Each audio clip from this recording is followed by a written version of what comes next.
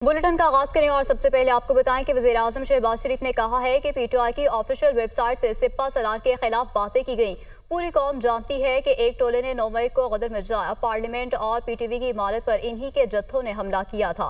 वो काबीना इजलास से खिताब कर रहे थे।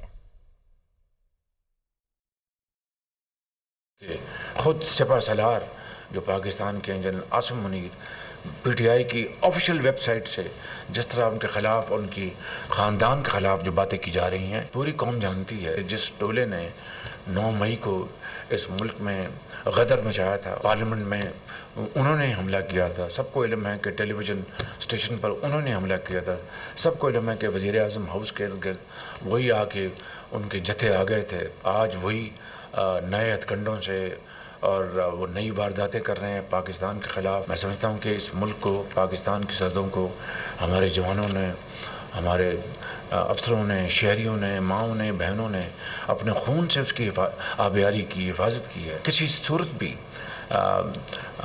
मादर वतन के ख़िलाफ़, मासूम लोगों के ख़िलाफ़ और अफवाज पाकिस्तान के ख़िलाफ़ किसी तौर पर भी हम ऐसा कोई इक़दाम बर्दाश्त नहीं करेंगे। पाकिस्तान के मफाद को प्रोटेक्ट करने के लिए किसी भी हम कदम से हम पीछे नहीं हटेंगे। वफाकी काबीना के इजलास में पीटीआई पर पाबंदी का मामला मौखर। बानी पीटीआई आरिफ अलवी कासिम सूरी के खिलाफ आर्टिकल 6 की कार्रवाई पर भी फैसला न हो सका। वज़ीर-ए-आज़म शहबाज शरीफ की ज़ेर-ए-सदारत वफाकी काबीना का इजलास, वफाकी काबीना का इत्तेहादियों से मज़ीद मुशावरत का फैसला।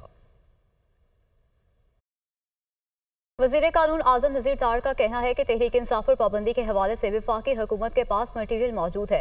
वफाकी हुकूमत इस मामले पर संजीदगी के साथ सोच रही है। सुप्रीम कोर्ट में रेफरेंस दायर करने से पहले सियासी और कानूनी पहलुओं को देखा जाएगा। महंगाई और टैक्सेस के खिलाफ जुमे को हमने पुरअमन तौर पर निकलना है। हमारा पहला मुतालबा है कि बानी पीटीआई, बुश्रा बीबी और दीगर गिरफ्तार कारकुनों को रिहा किया जाए। दूसरा मुतालबा महंगाई और टैक्सेस के खिलाफ, जबकि तीसरा मुतालबा मुल्क में अमन व अमान की सूरत हाल है। आइन की बालादस्ती के लिए हम अपनी जिदोजहद जारी रखेंगे। रहनुमा पीटीआई असद कैसर और दीगर की भूख हड़ताली कैंप के बाहर मीडिया से गुफ्तगू। महमूद अचकज़ई ने कहा कि सियासी जमातों पर पाबंदी का दौर गुजर चुका है। पाकिस्तान तारीख के बदतरीन बहरान में मुब्तला है। मौजूदा हुकूमत ज़र और ज़ोर की बुनियाद पर आई है। हमारा इत्तेहाद इसलिए नहीं बना कि किसी से हुकूमत छीनी जाए, हमारा इत्तेहाद आइन की बालादस्ती के लिए बना है। अलामा राजा नासिर अब्बास ने कहा कि जिसके साथ 96% अवाम पर आर्टिकल 6 लगाने की बातें हो रही हैं, मुल्क को तबाह व बर्बाद करने वालों पर आर्टिकल 6 लगना चाहिए। हम इन वज़ीलों से डरने वाले नहीं। क्या रूल ऑफ लॉ की बात करना गद्दारी है? लतीफ़ खोसा ने कहा कि आज़ाद अदलिया के लिए आखिरी दम तक खड़े हैं। तवक्को करते हैं जुमे के रोज़ सारी कौम निकलेगी। जुम्मे के दिन हमने पुरअमन तौर पर निकलना है। 3 मुतालबे हैं।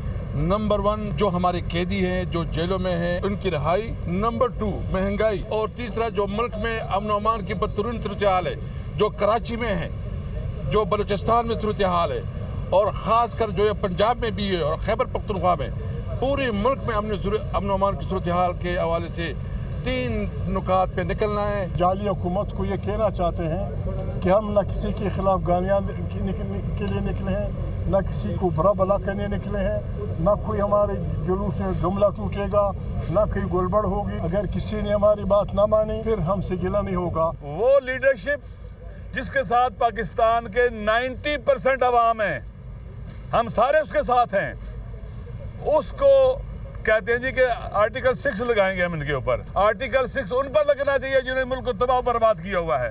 नंबर 2 कहते हैं पार्टी पर पाबंदी लगाएंगे। किस पार्टी पर? जिसके साथ पाकिस्तान के 90% लोग हैं। सुप्रीम कोर्ट के जस्टिस अतर मिनल्ला का 9 अप्रैल को रात अदालत खोलने के फैसले का दिफा। एक टीवी पर मार्शल लॉ लगाने की बातें की जा रही थीं। जस्टिस अतर मिनल्ला की जानिब से ऐसा कहा गया है कि जब भी मार्शल लॉ का खतरा हो, अदालतें खुली रहनी चाहिए। काश अदालत 5 जुलाई के वक्त भी खुली रहती। मेमो गेट का मामला ऐसा नहीं था जिसे सुप्रीम कोर्ट उठाती। मुंतखब वज़ीर-ए-आज़म को ओहदे से हटाना सुप्रीम कोर्ट का काम नहीं। स्विस हुकाम को खत ना लिखने पर वज़ीर-ए-आज़म को ओहदे से हटाना गलत था। उस वक्त सदर जरदारी को आईनी इस्तिस्ना हासिल था। इस्लामाबाद हाई कोर्ट आईनी अदालत है, 24 घंटे खुली रहनी चाहिए। हमें फैसलों की वजह से सोशल मीडिया पर ट्रोल किया जाता है।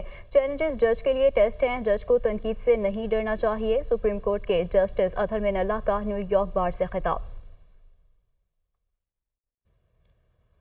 पंजाब हुकूमत ने सानह 9 मई के मुल्ज़िमान की ज़मानत मनसूखी के लिए सुप्रीम कोर्ट से रुजू कर लिया है। दरख्वास्त में इंसदादी दहशतगर्दी अदालत रावलपिंडी के जज को फरीक बनाया गया है।